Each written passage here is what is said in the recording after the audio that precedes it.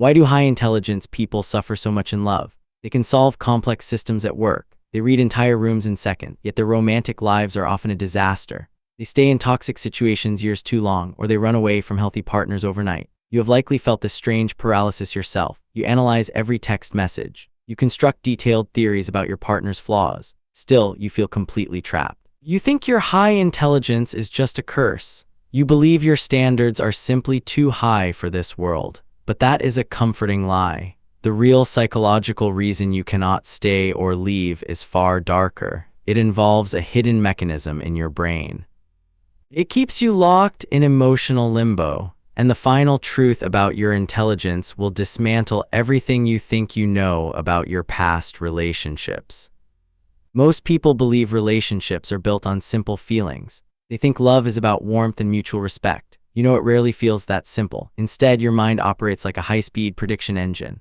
When a partner pulls away, average people just feel sad. You do something completely different. You construct an entire psychological profile of why they pulled away. You analyze their childhood baggage. You excuse their bad behavior with advanced theories. You tell yourself that understanding them is the same thing as loving them, or you do the exact opposite. You spot a tiny flaw in week 2. You build a massive case file against them. You convince yourself that staying will ruin your life.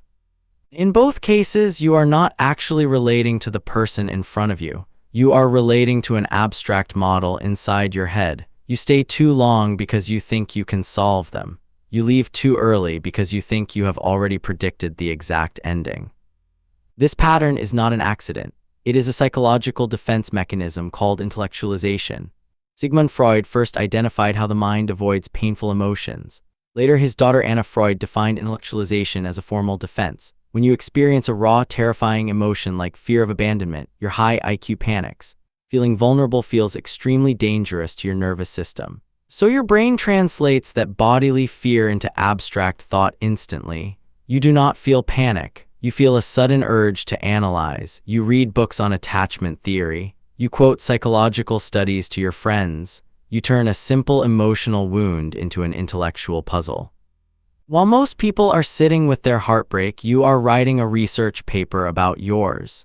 You feel superior because you understand the dynamics so clearly.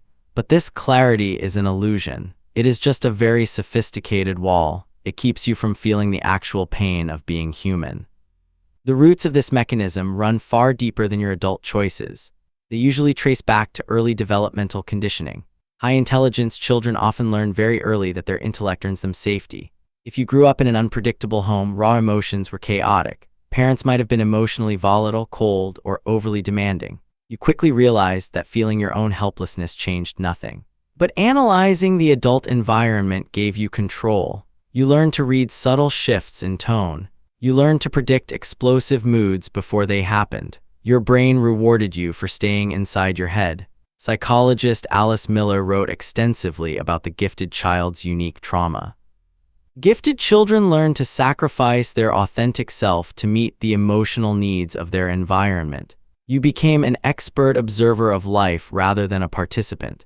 You survived your childhood by turning your mind into a fortress. Today, that same fortress has become your personal prison. This survival strategy creates a devastating split inside your identity. You live as two completely different people inside one body. The first person is the master analyst. This part of you is brilliant, calm, and hyper-rational. It loves control, logic, and long-term planning. It believes that any relationship problem can be fixed with enough communication and strategy. But underneath the master analyst lives the wounded infant. This part of you is pure emotion, terror, and unmet needs. It is deeply afraid of being truly seen, rejected, or engulfed by another person. The analyst works overtime every single day to hide the infant. When your partner triggers your deep fear of rejection, the infant screams. But you never let that scream reach your mouth. Instead, the analyst takes the microphone. The analyst explains, rationalizes, or formulates a graceful exit strategy. You appear mature and composed to everyone around you. In reality, you are just terrified. This internal conflict creates a brutal dynamic when you try to leave a bad relationship. An average person leaves when the pain of staying outweighs the fear of the unknown. But your high intelligence systematically dismantles this natural trigger. When a partner treats you poorly, your brain immediately goes to work. You explain their toxic behavior using their past trauma. You say they have an avoidant attachment style. You say they are acting out of subconscious fear. Because you can understand their pain so deeply, you forgive actions that cross your basic boundaries. You confuse your ability to comprehend bad behavior with an obligation to tolerate it. Writer Erich Fromm warned about this exact trap in his work on human connection. He noted that knowledge without active love becomes a cold mechanism of control. You stay because your ego refuses to accept an unsolvable problem. Admitting the relationship is over feels like a personal failure of your intellect. You tell yourself that one more conversation will fix it. The exact same intelligence sabotages you when you try to stay in a healthy relationship. When you meet someone genuine, available, and kind, your nervous system panics. Healthy love is predictable, quiet, and slow. It does not require constant hypervigilance or complex problem solving. For a brain wired on survival analysis, peace feels like boredom. Worse, peace feels like a trap. Without a drama to analyze, your master analyst loses its job. The defense mechanism breaks down. The terrifying prospect of real intimacy emerges. Intimacy requires you to put down your theories and just be seen. It requires raw, unanalyzed presence. To avoid this vulnerability, your intellect invents artificial problems. You analyze their laugh, their career path, or their minor quirks. You construct elaborate reasons why they are not your intellectual equal. You convince yourself that you are just protecting your high standards. You break off a good connection before they can discover that beneath your high IQ, you are just as vulnerable as anyone else. The cognitive toll of this endless cycle is catastrophic. Daniel Kahneman's research on cognitive biases shows how the human brain loves coherent stories over raw truth. High-intelligence individuals are actually far better at self-deception than average people. Why? Because you have the cognitive bandwidth to build far more convincing narratives. When a normal person makes an irrational decision, they usually know it. When you make an irrational decision, you back it up with 5 logical arguments, 3 psychological terms, and a historical metaphor. You convince yourself that your emotional cowardice is actually high standards. You convince yourself that your codependency is actually deep compassion. You lock yourself inside a hall of mirrors. Every wall reflects your own high-level rationalizations back at you. You spend years in relationships that drain your soul, or you spend years alone, feeling superior to a dating pool you deem inadequate. All the while, your real life passes you by. This brings us to the most painful cost of all. It is the hidden tax you pay every single day for living inside your head. You lose the ability to trust your own gut instinct. Instinct lives in the body, not the intellect. It is a quick, visceral signal honed by millions of years of evolution. But you have trained yourself to override your body with your brain. When your gut screams that something is wrong, your intellect demands a court-ordered burden of proof. You stay with manipulators because they haven't committed a clear, logical violation yet. You ignore red flags because you can logically debate every single one of them. Conversely, when your gut tells you a good partner is safe, your mind overrules it with hypothetical disaster scenarios. You lose complete touch with your inner truth. You become a brilliant lawyer defending a client you don't even like, your own neurosis. You sit in the middle of your life, highly articulate, deeply self-aware, and completely paralyzed. Most people who realize this fall into a second, subtler trap. They try to analyze their way out of intellectualization. They read more books on dark psychology. They study more theories about human behavior. They think that if they just find the ultimate psychological insight, the pattern will break. This is like trying to put out a fire by throwing gasoline on it. You cannot use the tool that created the trap to dismantle the trap.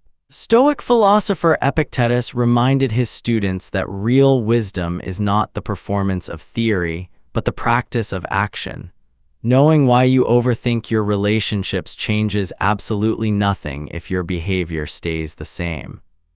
Your intelligence loves the insight because insight feels like progress without requiring any actual risk.